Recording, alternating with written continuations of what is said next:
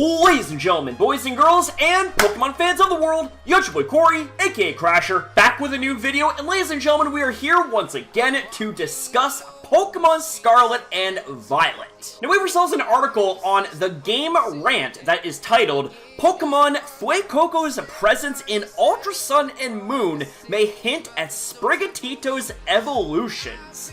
This right here sounds hella interesting. Now real quick, ladies and gentlemen, before we go any further here, I want to remind you guys that the door is always open if you guys happen to have any articles that you would like for me to take a look at and maybe even make a video on in the future, then do let me know in the comments down below. I would love to see some of the stuff that you guys suggest for me to possibly make future videos on, so just keep that in mind. Mainline Pokemon games are renowned at this point for the subtle hints and nods at future releases planned for the future, with the trend starting a long time ago and never stopping since. These small clues about what is coming next are often minuscule features that would simply go unnoticed for the longest time without anyone suspecting it, such as Pokemon Brilliant Diamond and Shining Pearl possibly hinting at Pokemon Scarlet and Violet through sets of flowers. A great example of these hidden gems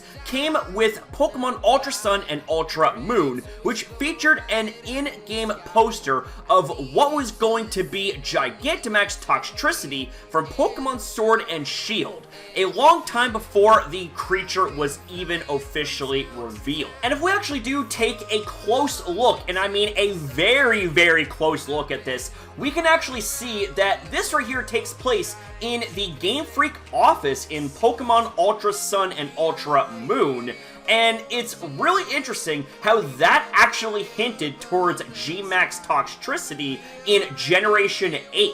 So this right here might loan a little bit of credibility as far as this article is going so far. Fans have been carefully going through all the various releases to date to find possible connections between those and Pokemon Scarlet and Violet in hope of finding something worth speculating about in the news drought since the announcement trailer aired. Yeah, you can say that again.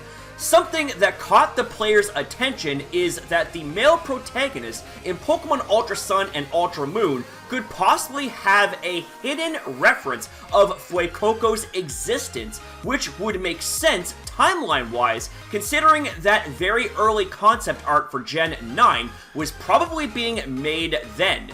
If this is the case, however, then it's also worth investigating whether the other starters got the same treatment, particularly the new beloved grass kitty, Sprigatito. Pokemon Ultra Sun and Ultra Moon could have included an Easter egg to reference Fuecoco's design further down the line, which could be seen in the male protagonist's shoes.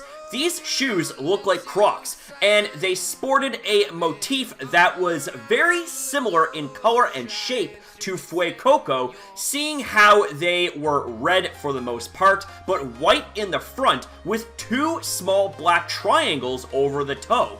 This could possibly be a reference to Fuecoco's nose and color scheme, and the fact that they were Crocs-like shoes may not be a coincidence considering how the Gen 9 starter is inspired by a crocodile. So if we take a closer examination at the footwear of the main protagonist in Pokemon Ultra Sun and Ultra Moon, we can see that his footwear kind of does resemble the patterns of Fuecoco here, so this right here definitely grabs my interest big time. If this is true, however, then it's possible that the female protagonist also has a small element that indicates something about Pokemon Scarlet and Violet's starters. The character was designed as wearing a straw hat with a pink flower on the side, accompanied by two small leaves, one per border.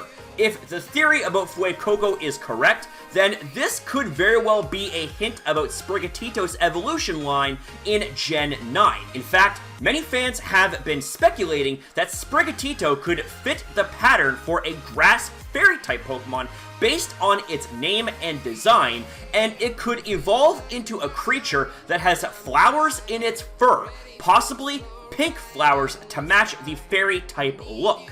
From the early look at Pokemon Scarlet and Violet, Sprigatito also seems to have peculiar chest fur that looks like leaves, and it's been theorized before that those leaves could eventually make room for a beautiful flower. And if we go ahead and examine the main female protagonist in Pokemon Ultra Sun and Ultra Moon, we can see exactly that. We can see that her hat has those details, and if we compare that to Sprigatito, well, I am definitely sensing that there could be a little bit of a connection here, okay? It's definitely got them speculative juices flowing, if you know what I mean. This could tie in the theory about Fuecoco's connection to Pokemon Ultra Sun and Ultra Moon, while also validating the link between Sprigatito's evolutions and the female protagonist of the games. Quaxly would be left out of this equation if this were to be the case, but it's not unlikely that if the association is proven true, there could be another hidden detail about the lovely water-type duck and its possible evolutions. Overall, although the tie between Pokemon Ultra Sun and Ultra Moon and Pokemon Scarlet and Violet may seem far-fetched, it's not impossible that small details like these were indeed put there as hints. And that's just it, you know, all of this may be far-fetched, it all just might be a big hot air balloon, if you know what I mean. But at the same time, ladies and gentlemen, Game Freak has been known to sprinkle in little hints here and there that indicate Easter eggs for future generations, such as the example that I had showcased earlier involving Pokemon Gen 7 showcasing a poster what looked to be Gigantamax Toxtricity, and lo and behold, when Generation 8 came along, we have ourselves Gigantamax Toxtricity, so something like this would not exactly be too much of a surprise at this point. And there very well could be hints regarding Quaxly in Pokemon Ultra Sun and Ultra Moon, or maybe in Pokemon Sword and Shield. We don't know, but that's the thing I love about these sort of discussion videos, is because you have so many good fans out there that are really scouring every single detail about every single game and coming up with theories, coming up with possible hints, and that's what I absolutely love. That's what really drives the speculation and the discussion juices like there is no tomorrow. And it has been like 3 months since we have had any news whatsoever when it comes to Pokemon Scarlet and Violet. Game Freak, come on! We need some news! We are starving here! But what are your guys' thoughts and opinions about what it is we discussed here in this video?